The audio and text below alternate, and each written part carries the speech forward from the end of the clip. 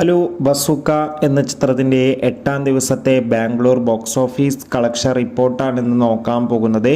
വീഡിയോയിൽ മുൻപ് video like ചെയ്യുക, ചാനൽ സബ്സ്ക്രൈബ് ചെയ്യുക. മാർച്ച് മാസം OTT റിലീസ് ചെയ്ത ചിത്രങ്ങളും ഏപ്രിൽ ആദ്യവാരം OTT റിലീസ് ചെയ്ത ചിത്രങ്ങളുടെ വീഡിയോ ഒക്കെ നമ്മുടെ ചാനൽ ഭാഗം പരിശോധിച്ചാൽ നിങ്ങൾക്ക് കാണാൻ വേണ്ടി സാധിക്കുന്നതായിരിക്കും. മമ്മൂട്ടി, ഷൈൻ ടോം ചാക്കോ, ദിവ്യ പിള്ളെ എന്നൊക്കെ പ്രധാന കഥാപാത്രങ്ങളായിട്ട് ചിത്രമായിരുന്നു ബസൂക്ക.